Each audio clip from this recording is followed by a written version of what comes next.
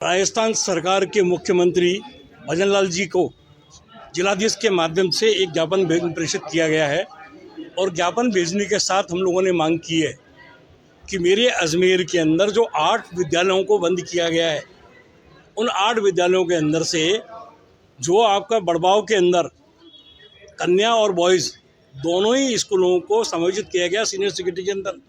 और ये प्रावधान है कि वहाँ पहली क्लास से लेकर उर्दू पढ़ाया जाता है, जबकि सीनियर सेकेंडरी के अंदर 6ठी क्लास के द्वारा बाद में पढ़ाई शुरू होती है।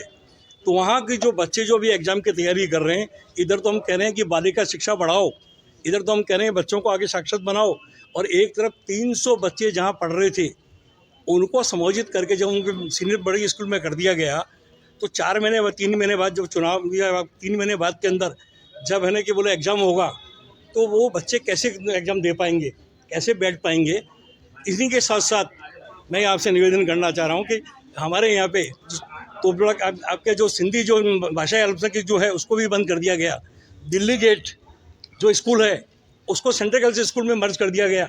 तो ऐसी स्थिति के अंदर जहाँ लोगों को हमें शिक्षा को बढ़ाने के लिए, साक्षरता बढ़ाने के लिए और बालिका शिक्षा को बढ़ाने के लिए आगे किया जाना चाहिए, इसके संदर्भ में मैंने मुख्यमंत्री जी के माध्यम से कलेक्टर साहब को आज जो ज्ञापन दिया है। और विधानसभा के उपनेता हमारे जो है विपक्ष के जो नेता है टीकाराम जूली जी, मैंने उनसे दूरभाषा में मैंने बात की है। आपके बीकानेर के जो इनके जो डायरेक्टर हैं आशीष मोदी जी, मैंने आशीष मोदी से भी मैंने बात की है और बात करके कहा कि इनको तुरंत प्रभाव से समाप्त किया जाना चाहिए और जो पूर्व की स्थिति थी वो स्थिति रहनी चाहिए। यहाँ खाली तुगलकी राज फरमान जारी नहीं करके बच्चों को आगे पढ़ने का मौका देना चाहिए। और दोनों जगह जिस तरह से है ना कि बोले कि उर्दू की दोनों स्कूलों को और सिंधी समाज के एक स्कूल को आप समायोजित कर रहे हो, इधर तो आपने संविधान के अंदर 22 भाषाओं को संविधान का दर्जा दिया हुआ है और आपने मांग के इधर नरेंद्र मोदी जी बोलते हैं कि प्राथमिक स्तर की विद्या उसकी मूल भाषा में दी जाएगी। और इस तरह से क्या बात करना चाह रहे हो? एक बात तय तो कर लो यार भाई, कहाँ चलना चाहते हो? आते ही आपने राजस्थान में 450 स्कूलें बंद कर दी आपने। इधर आप कहते हो हमने रोजगार देने की बात कर रहे हैं, कैसे काम चलेगा?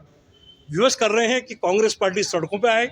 अगर ये मांगे मंजूर नहीं हुई, हमने आज इन सबसे बात की है और आगे भी अगर नहीं हो तो फिर अगर हमें धरना भी देना पड़ेगा, प्रदर्शन भी देना पड़ेगा, देंगे, पर इन जनता की आवाज़ को जनता के बीच में उठाएंगे। शिक्षा मंत्री मदन दिलावर शिक्षा में ज़बरदस्ती के नवाचार कर रहे हैं और ऐसे ऐसे वक्तव्य उनके आते हैं, ऐसे ऐसे बयानात आते हैं और ऐसे आदेश आते हैं जो शिक्षकों के लिए और आम जन के लिए भी पीड़ा का विषय है।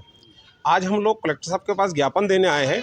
हम उनके उस आदेश का विरोध करने आए हैं जो उन्होंने 17 जनवरी को दिया है, जिसमें उन्होंने कई अल्प भाषाई स्कूलों को हिंदी स्कूलों में समायोजित किया है।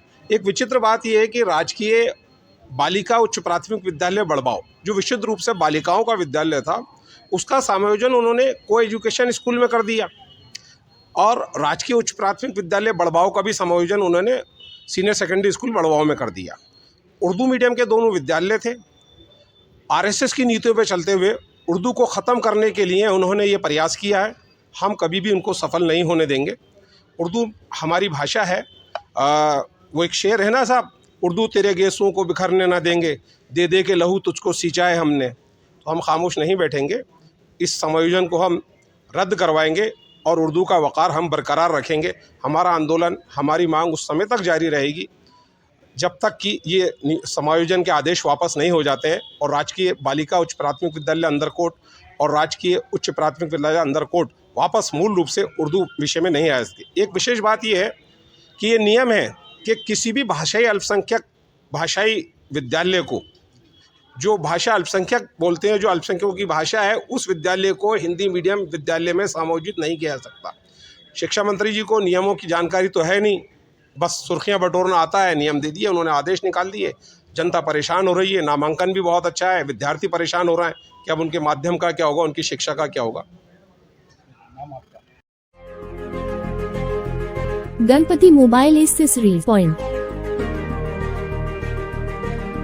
जहां आपको मिलेंगे सभी कंपनियों के mobile cover, headphones, chargers, wireless chargers, gorilla glass protection और भी बहुत कुछ।